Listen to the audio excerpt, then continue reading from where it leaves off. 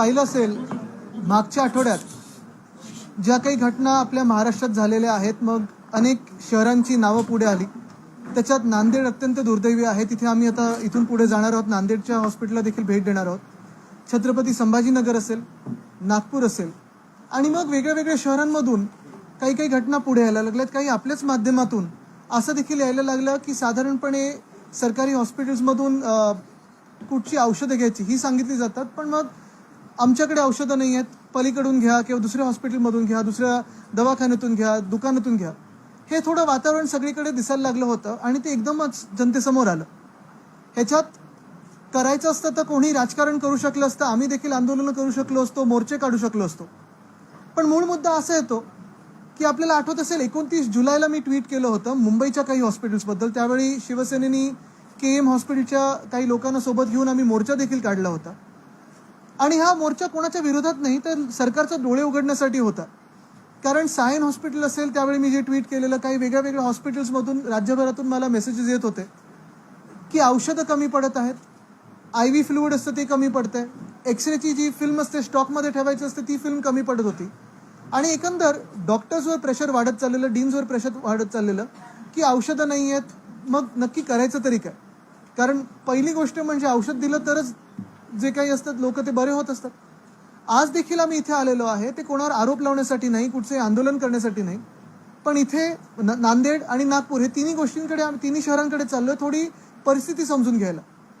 असतं कदाचित सोपं असेल की कुठेतरी अशी घटना झाली की मग डीनवर केस टाकत असतात सरकार किंवा कोणाच्या बदल्या होतात. पण हे सगळं न करता मला वाटतं महत्त्वाचं आहे की परिस्थिती काय आहे, सत्य परिस्थिती काय आहे ती समजून घेणं. कारण डॉक्टर देखील आपल्याला माहिती आहे दिवसरात्र मेहनत करत असतात, 24 तास इमर्जन्सीसाठी कधीही तयार असतात आणि त्या मेहनतीला कुठेही तोड नाही. कोविडच्या काळात देखील बघितलेलं आहे की हीच यंत्रणा आहे, हेच डॉक्टर्स आहेत, हेच नर्सेस असतील, हेच रेसिडेंट डॉक्टर्स असतात, हेच डीन्स असतात, ज्यांच्यामुळे महाराष्ट्र राज्याचं कौतुक जगभरात झालं होतं. मग नक्की असं बदललं काय, काय नक्की परिस्थिती बदललेली आहे जेणेकरून ज्या काही घटना आपल्या माध्यमातून जनतेसमोर आल्या त्या अचानक घडल्या. एक जे लोकांसमोर येत आहे, आता निदर्शनास येत आहे, ते कदाचित हे पण असेल की जे आता हॅफकिन सोडून दुसरं प्राधिकरण केलेलं आहे, ती जी ट्रान्सफर झाली आहे, म्हणजे हॅफकिनची जबाबदारी ते ह्या प्राधिकरणाची जबाबदारी औषध खरेदी करण्यासाठी, ते एवढं योग्यपणे झालेलं नाही, नीट झालेलं नाही आहे. आणि दुसरं म्हणजे DPDCचा जो पैसा यायचा असतो, जो काही फंड यायचा असतो, तो त्यावेळी जी ही घटना घडली तोपर्यंत तरी हा पुरेसा पैसा आला नव्हता, फंड आला नव्हता. खरं तर जुलै, ऑगस्ट, सप्टेंबर म्हणजे अनेक शहरांमध्ये डेंगी, मलेरिया, फीवर क्लिनिक्स, ती सगळी तत्सम औषधं वाढवण्याची गरज असते आणि त्यावेळी देखील मागूनही अनेक डॉक्टर्सनी किंवा डीन्सनी ह्या औषधाचा पुरवठा झाला नव्हता. मला वाटतं लक्ष ह्याच्यावरच देणं गरजेचं आहे की पुढे जात असताना ही काही जी प्रक्रिया असेल त्याच्यात रिफॉर्म्स काय आले पाहिजेत, डिसेंट्रलायझेशन झालं पाहिजे का. कारण आपल्याला आठवत असेल कोविडच्या काळात उद्धवसाहेब मुख्यमंत्री असताना प्रशासकीय डिसेंट्रलायझेशन पण आपण केलेलं, म्हणजे SP आणि कलेक्टरना, म्युन्सिपल कमिशनरना त्या पॉवर्स दिलेल्या आणि डीन्सना देखील मेडिकली आपण त्या सगळ्या पॉवर्स दिल्या होत्या. पण दुसरी बाजू ही पण असते की फायनान्शियल आपण जे काही फंड देतो, पुरवठा देतो आपण ह्या डीन्सना असेल, हॉस्पिटल्सना असेल, मेडिकल कॉलेजेसना असेल, मेडिकल कॉलेज आणि गव्हर्नमेंट हॉस्पिटल मग त्यांचे औषधं खरेदी करण्याचे अधिकार असतील, इतर काही अधिकार असतील, रिक्रुटमेंटचे अधिकार असतील, कारण पदं अनेक ठिकाणी अजूनही रिक्त आहेत.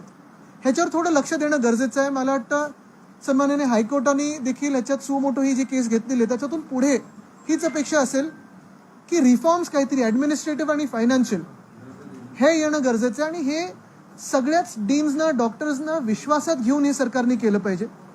खरं तर राजकारण आणायचं नाही आहे, पण दुर्दैव असं आहे की ह्या सगळ्या बातम्या आल्यानंतर देखील मला वाटत नाही मुख्यमंत्री कुठेही दिसलेले आहेत, ना आरोग्यमंत्र्यांनी तर सांगितलं हे आमची जबाबदारी नाही, पूर्ण मंत्रिमंडळाची.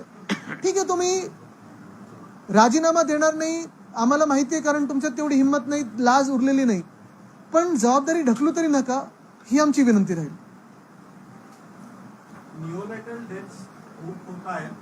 लहान मुलांचं वयोमान साधारण 48 तासांच्या आसपास होण्यापूर्वी हे लक्षणीय मृत्यू संभाजीनगर आणि नांदेडमध्ये आपल्याला दिसत आहे. काय सांगाल, कुपोषणाचं प्रमाण वाढतंय का? मला वाटतं काहीतरी एक टास्क फोर्स हे सरकारने बनवला होता कुपोषणासाठी, त्याचं काय झालं पुढे मला माहित नाही. कोविडचा टास्क फोर्स जो आमच्या काळात बनला होता तो देखील त्यांनी बंद करून दुसरा केला, त्याचं काय चाललं अजून माहित नाही. पण महत्त्वाची गोष्ट हीच आहे की निओनेटल डेथ्स असतील किंवा इतर डेथ्स असतील. आता काय की डेथ झाल्यानंतर कारण हे शोधणं आणि ते सरकारने दाखवणं हे हल्ली खूप सोपं झालेलं आहे. पण त्या कारणामागे काय परिस्थिती होती, हे का कारण उद्भवलं, इथपर्यंत मला तर पोहोचणं गरजेचं आहे. कारण आता ही भीती मनात लोकांच्या बसलेली आहे की ह्या हॉस्पिटल्समध्ये जायचं की नाही. आता जसं आपण ज्या हॉस्पिटलमध्ये, ज्या मेडिकल कॉलेजमध्ये बसलोय, इथे तर 70 वर्ष, मला वाटतं अनेक वर्ष लोकांचा विश्वास बसलेला आहे की सरकारी हॉस्पिटलमध्ये गेलं तर आपल्याला चांगली सोय मिळेल आणि परवडणाऱ्या किमतीत उपचार होतील. पण आता महत्वाची गोष्ट हीच राहिली की ज्या बातम्या येत आहेत पुढे त्या भीतीदायक आहेत. आणि मला हेच पुन्हा एकदा आश्वासित करायचं होतं, डॉक्टर्सना पण येऊन, डीन्सना पण भेटून जायचं होतं या तिन्ही शहरांमध्ये, की राजकीय वर्ग म्हणून आम्ही त्यांच्या सोबत राहून त्यांच्या ज्या अडचणी असतील त्यांच्यावर बोटं न दाखवता, त्यांच्यावर केस न टाकता, मला वाटतं महत्वाची गोष्ट राहील की त्यांना विश्वासात घेऊन आपण मार्ग ह्याच्यात पुढे काढला पाहिजे.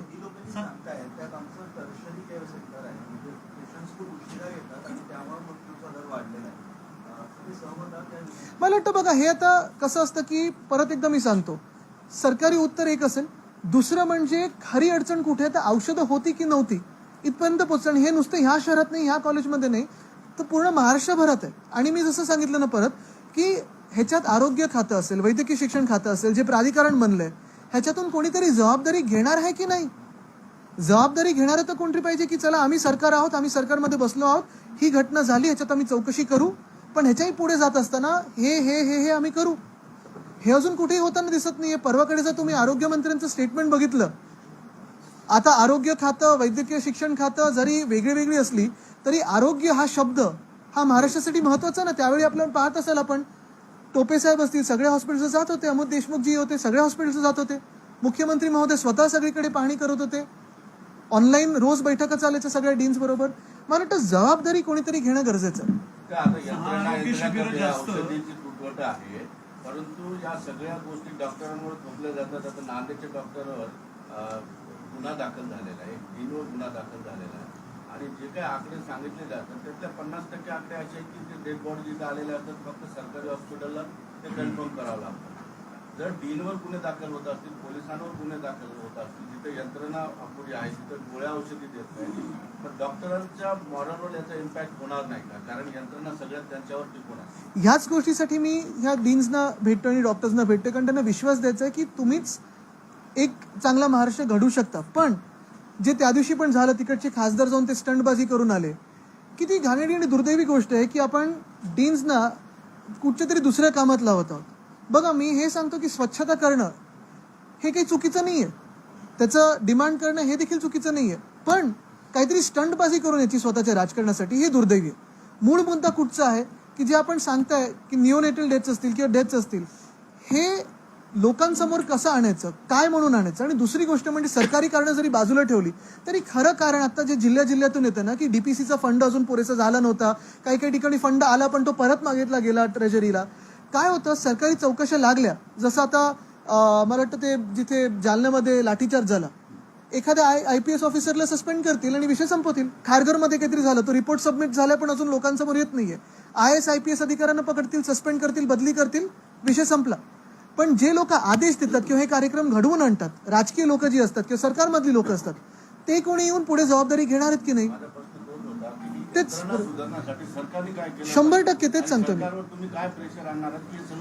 प्रेशर म्हणजे ज्या सरकारला लाज नाही आणि जे सरकार अजून इथे आलेलंच नाही किंवा नांदेडपर्यंत पोहोचलेलं नाहीये, त्या सरकारकडून अपेक्षा तरी काय करायची हा एक विषय राहतोच.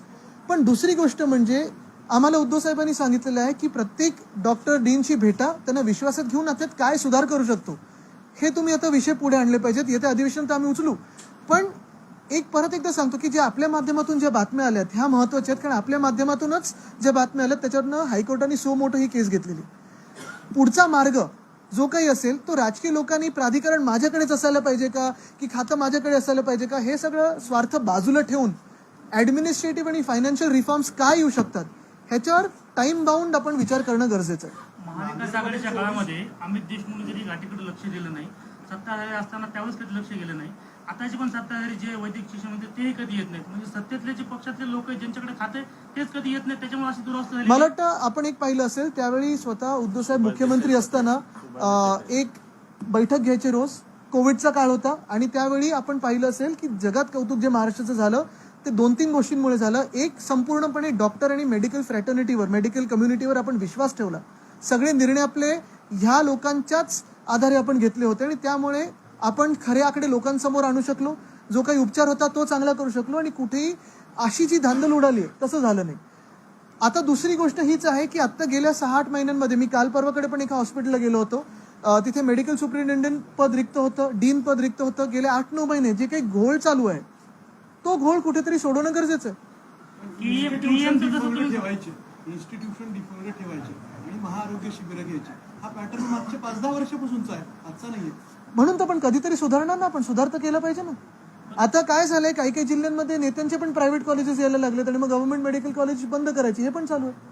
ससूनमध्ये आणि पुण्यामध्ये, मुंबईमध्ये पण मृत्यू मोठ्या प्रमाणात झाले आहेत. त्याच्याकडे फारसं काही मी मुंबईचं बोललो ना आता, मी आता तेच सांगत होतो. मुंबईमधलं जे ऐक, तेच सांगतोय, तेच आहे. मुंबईमध्ये पण जे मी ट्विट केलं ते आपण पहा. माझं ट्विट मुंबईबद्दल होतं. जुलैपासून मी मुंबईची सुरुवात केलेली आहे आणि हेच मी सांगतोय की साधारणपणे प्रशासकीय जी जबाबदारी असते ती सरकारवर असते. औषधं पुरवठा असेल, फंड देण्याची जबाबदारी असेल. मला वाटतं आता दिन्सनं मुभा दिले 40% पर्यंत खरेदी करण्याची. पण ही मग पूर्णपणे आपण का नाही त्यांच्यावर सोडवत? आपलं सरकार असताना इथलच्या सुपर स्पेसिलिटी प्राधिकरण झालेलं आहे, निर्णय झाला, त्याच्याविषयी आपण काय? आता मला वाटतं इथं तो विषय झालाच. पण आमच्या सरकारच्या वेळी ना GR कधी निघाले बघा. आणि अमित देशमुखच्या काळात निर्णय झालेला खाजगीकरण. GR कधी निघाला? अमित देशमुख प्रोसेस सुरू केलेली वैद्यकीय शिक्षण. GR कधी निघाला? तुमचा विरोध आहे का याला? मूळ मुद्दा असा आहे. पहिली गोष्ट म्हणजे तुम्हाला माहिती आहे स्थानिक शिवसैनिकांनी आणि इकडच्या लोकांनी काय भूमिका घेतलेली आहे. दुसरी गोष्ट म्हणजे आज जे मी इथे आलेलो आहे ते खाजगीकरण की न खाजगीकरण ह्याच्यावर नाही आलोय. जे काही घडलंय तिथे आपण डॉक्टर्सना पहिला विश्वास देणं गरजेचं आहे. कारण आत्ता जर राजकारण करत बसलो, आम्ही पण इथे मोर्चा घेऊन येऊ शकलो असतो. पण राजकारण न करता मला वाटतं ही घटना अशी आहे की प्रत्येकाच्या घरोघरी जाते, हे तुम्ही समजून घ्या. आरोग्य असे, कारण आज पण बघा, आज मला वाटतं आता 12 वाजल्यापासून निवडणूक आयोगाची प्रेस कॉन्फरन्स आहे 5 राज्याबद्दल. तर आमचं कदाचित कट नाही होणार. कारण एक हे आहे की जसं मी सांगितलं ना की निवडणुका असेल, राजकारण असते, हे चालू राहतं. आम्ही पण आरोप करू शकलो असतो की ह्याला सस्पेंड करा, त्याला बदली करा, ह्याच्यावर केस टाका. पण मूळ मुद्दा असा आहे की राजकीय वर्ग म्हणून जबाबदारीने कोणीतरी पुढे येणं गरजेचं आहे आणि डॉक्टर्सची जी अडचण असेल, डीनची जी अडचण असेल ती समजून घेणं गरजेचं आहे. आणि ठीक आहे ना, कुठे ना कुठेतरी रिफॉर्म्स आपल्याला आणणं तर गरजेचं आहे. परंतु अशा घटना घडल्यानंतर विरोधी पक्ष असतील किंवा मीडिया म्हणून आम्ही सुद्धा त्याच्यावर खूप बोलतो. विरोधी पक्ष आले, बोलले गेले, मीडियाने बातम्या दिल्या गेल्या. मग पुन्हा आपण मोठी घटना झाल्यानंतर बोलणार आहोत तर त्याच्यामध्ये काहीतरी केलं पाहिजे. म्हणून आज आम्ही आलोय. कारण ही घटना झाली, आपल्याला आठवतं, एक 10 दिवसापूर्वी झाली असेल. आता ती घटना आपण पाहिलं असेल, त्याच्यानंतर बातम्या ह्या कमी लागायला लागल्या, राजकीय पक्ष देखील याच्यावर कमी बोलायला लागले. म्हणून परवाकडे उद्धव साहेबांनी स्वतः प्रेस कॉन्फरन्स घेतली आणि आज आम्ही इथे आलेलो आहे. कारण हे नाही की ह्याच्यावर राजकारण चालत राहिलं पाहिजे, पण ही घटना आपण विसरली नाही पाहिजे. या घटनेतून शिकणार काय आणि रिफॉर्म्स काय होतात ह्याच्यावर आपण लक्ष देणं गरजेचं आहे. नाहीतर चौकशी समिती चौकशी करेल, कोणातरी सस्पेंड करेल, झालं, विषय संपला. तुम्ही कुठले 2 रिफॉर्म्स तातडीनं करावे असं मला पहिली गोष्ट एक वाटतं, डिसेंट्रलायझेशन होणं गरजेचं आहे. दुसरं म्हणजे आता जे औषधं खरेदी करण्याचं जे काही प्राधिकरण झालेलं आहे ते कुठच्या स्वार्थातून झालंय का, त्याच्यातून काही वेगळं हेतू निर्माण झालाय का, की आपण डीन्सना ती जबाबदारी देऊ शकतो. कारण डीन्सवर जर आपण हॉस्पिटल्स आणि मेडिकल कॉलेजची रिस्पॉन्सिबिलिटी देत असू, जबाबदारी देत असू, तर त्यांना पुरेसा रिक्रुटमेंट आणि औषधे खरेदी करण्याचा अधिकार देखील आपण देणं गरजेचं आहे.